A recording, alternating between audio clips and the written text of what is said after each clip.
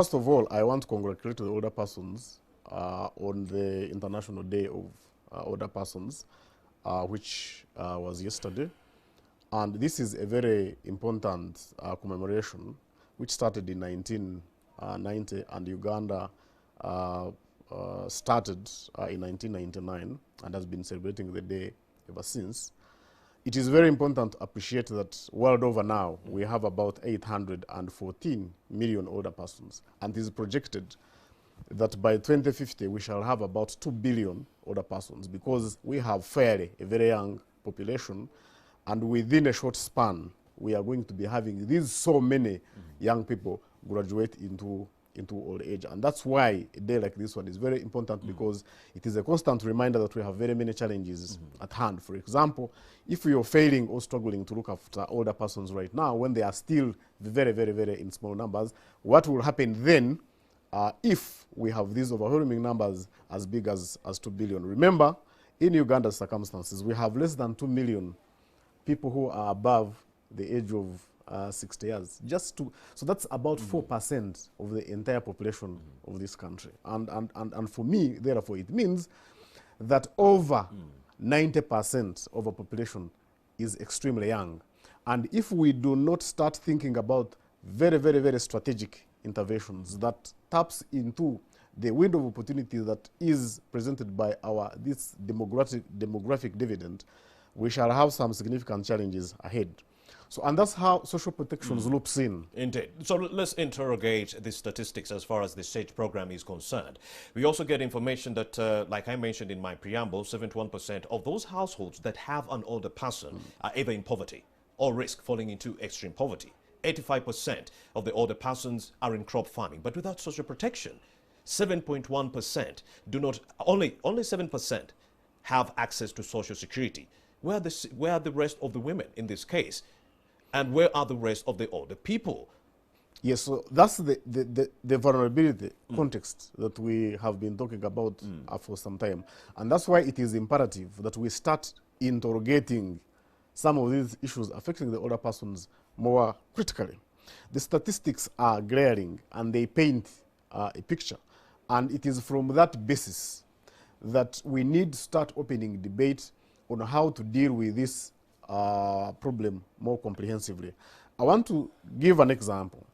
Some people think that actually social protection is simply giving money to people, like direct cash transfer program like SAGE. Social protection is broad. It talks about social security. Social security could include giving a direct cash transfer or a monthly pay to somebody. But again, there's also social care. That's how health insurance or medical care loops in. We know the significant challenges that do affect older persons, and particularly in this COVID period, world over, you have seen how older persons have been grossly affected by the COVID-19 pandemic. But again, you also have other socio-economic supporting interventions. You talked about many of these older persons engaged primarily in crop with production. No social security, yes. With no social security, with no means of support. There are three fundamental challenges in production for the older persons. Challenge number one is that these guys are frail, do not have the physical energy to farm. So it would mean that if they have some form of social security, then they would afford a minimum employ someone else to do work on their behalf. But also it means that at that level, the third one would be lack of capital to expand operations on their smallholder farms. And of course, the other one is the issue of marketing as well, which seems to be the whole major problem relating with our market asymmetries that we have in the country. So the Malabo Declaration on Agriculture did emphasize social protection for farmers, especially those who are living in rural areas. And for me, that's where most of the problems emanate from. So social protection is broad, like I did say. The element of health is critically important. The element of production for this category of persons is very important, because we are not saying that once you grow old, like we are going to be, some of us are already old anyway, it does not mean that you expire.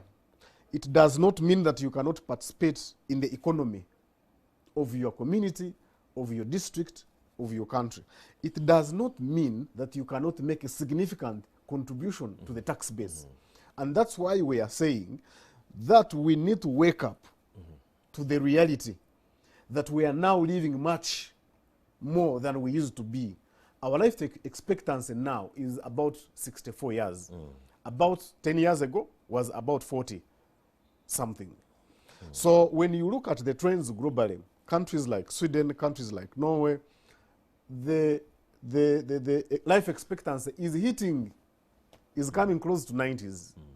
So now, if you're telling people that they are retiring at 60 years, but people are now adding other 30 years, what strategies are we putting in place to ensure that within that window of 30 years, you still have people who are not merely dependents, but are making a contribution to society? And that's why the focus of debate should be. Of course, Patrick, and you have so many economic experts who contend that we might find ourselves in some kind of cycle, because you have government that is remitting social protection like 0.78 of the GDP. We are using only 0.78% social protection of the GDP. That is very, very little. So, and we are we have about 500,000 youth in Uganda who are entering into working age at least every year. But the country is producing like 100,000 jobs. So there will be no end in sight, because these young people who are in their 30s, if you've just clocked 30 and you do not have a job, 30 years later, you're going to be retiring, or you're going to be hitting the old age. But if you do not have a job, that means you are not saving with an SSF. By the time I retire, I do not have any savings whatsoever. Do you believe that we are going to be caught up in a cycle? Because currently, only 7% of the older people have access to a pension. Right now, every year, 500,000 young people are entering the working age in a country that is producing only 100,000 jobs. Patrick, let's interrogate these issues. Yes, I'm one of those economists who have come up with that kind of analysis. But I've also been one of those that have prescribed a solution. And for me, the solution lies in what we have called a life cycle approach. Life cycle approach. Yes, life cycle approach to social protection. That as a country, we need to look at the life of a human being. When a man and woman meet, a baby comes into play. Right. Before the baby is born, we as a community and as a country, we need to ensure that the mother is healthy. So investment in antenatal is very important. We need to ensure that the baby is born safely. So we have to deal with maternal death. And then when the baby is born, we need to ensure that nutrition aspects and developmental cognitive abilities of that baby are enhanced. Because you have about 1,000 days only to have effective development of cognitive abilities of a child.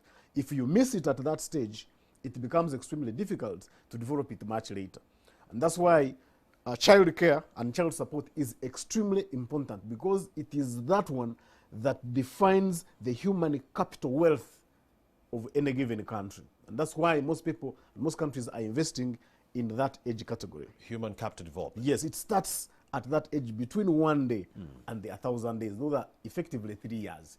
Once you miss that, or if you have child stunting at that age, malnutrition at that age, you cannot, even if you provide free education, even if you provide everything, it becomes difficult to transform that human being who has missed that part into something very, very useful.